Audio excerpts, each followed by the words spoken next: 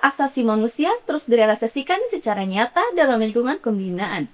Pada Jumat 29 Mei 2026, Lembaga Pemasyarakatan Kelas 1 Bandar Lampung menyelenggarakan kegiatan penyerahan remisi khusus lanjut usia bagi warga binaan yang telah menginjak umur 70 tahun ke atas. Kegiatan penyerahan surat keputusan pengurangan masa pidana ini dilaksanakan secara hikmat dan penuh kehangatan di aula institusi.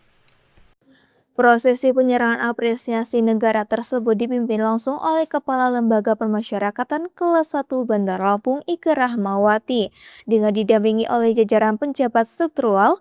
Pimpinan instansi menyerahkan surat keputusan resmi secara simbolis kepada perwakilan warga binaan kategori lanjut usia.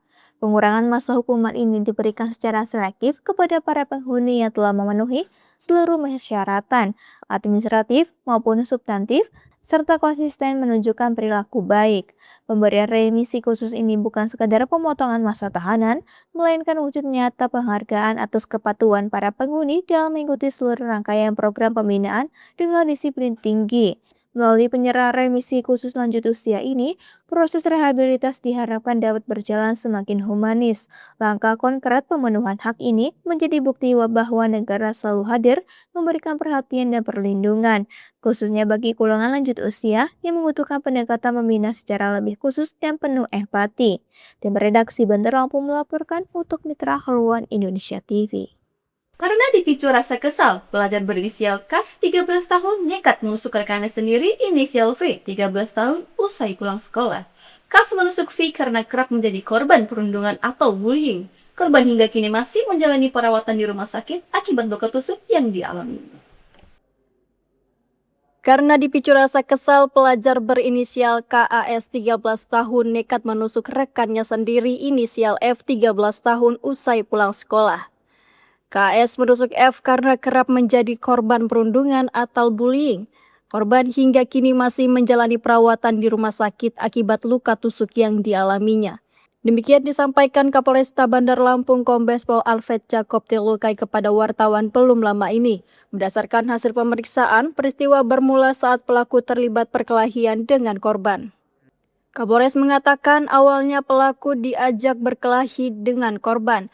Kemudian pelaku mengeluarkan senjata tajam yang memang sudah tersimpan di pinggangnya lalu menusuk korban. Akibat kejadian tersebut, korban mengalami 3 luka tusuk di bagian punggung, perut, dada bagian samping. Polisi menyebut senjata tajam yang digunakan pelaku merupakan pisau dapur yang dipinjam dari temannya. Menurut Kapolres, pelaku nekat membawa senjata tajam karena merasa sering menjadi korban bully, termasuk dihina terkait orang tuanya. Saat ini KAS telah ditetapkan sebagai tersangka, namun karena masih berusia 13 tahun dan masuk kategori anak berhadapan dengan hukum, polisi tidak melakukan penahanan. Pihak kepolisian mengembalikan pelaku kepada kedua orang tua dan terus dilakukan pemeriksaan. Polisi juga membuka peluang penyelesaian perkara melalui mekanisme diversi sesuai sistem peradilan anak. Sementara itu, korban hingga kini masih menjalani perawatan di rumah sakit akibat luka tusuk yang dialaminya. Tim redaksi Bandar Lampung melaporkan untuk Mitra Haluan Indonesia TV. Persoalan sampah kembali menjadi perhatian serius di Kabupaten Lampung Utara.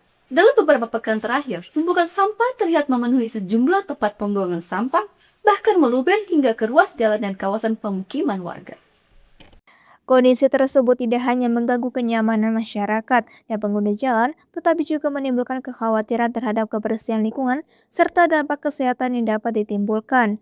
Keluhan warga pun terus bermunculan, terutama di wilayah Kota Bumi Ilir, Tanjung Aman, dan beberapa titik lainnya yang mengalami peningkatan volume sampah cukup signifikan. Menyikapi situasi itu, Dinas Lingkungan Hidup Kabupaten Lampung Utara bergerak cepat bersama camat, lurah hingga pihak perusahaan yang memiliki alat berat untuk melakukan pengangkutan dan pembersihan sampah secara bertahap di sejumlah TPS. Kabid PSBB 3 DLH Lampura, Ferry Wijaya menjelaskan bahwa penumpukan sampah terjadi karena masih adanya masyarakat yang membuang sampah di luar jadwal yang telah ditentukan. Selain itu, rendahnya kesadaran sebagai warga untuk membuang sampah pada TPS yang telah disediakan turut memperburuk kondisi hingga sampah meluber ke badan jalan. Ia menuturkan, DLH Lampura saat ini juga terus mendorong program pemberlakuan Uberli di setiap kelurahan dan desa. Program tersebut bertujuan agar proses pemilihan sampah dapat dimulai dari tingkat rumah tangga, sehingga sampah yang sampai ke TPS hanya berupa sampah residu. DLH Lampura juga berharap adanya penambahan armada pengangkut sampah serta pengaktifan kembali bentor di tingkat kelurahan. Selain itu, sistem pembuangan sampah diharapkan dapat diarahkan langsung menuju tempat pembuangan akhir guna mengurangi penumpukan di TPS. Tim redaksi Bandar Lampung melaporkan untuk Mitra Haluan Indonesia TV. Pemirsa, berita sepekan tadi menutup perjumpaan kita pada edisi kali ini. Saksikan terus berita sepekan yang berimbang dan percaya hanya di Mitra Haluan Indonesia TV. Saya Meta Stefani bersama kru Kudos mengucapkan terima kasih atas perhatian Anda. Sampai jumpa. Wassalamualaikum warahmatullahi wabarakatuh.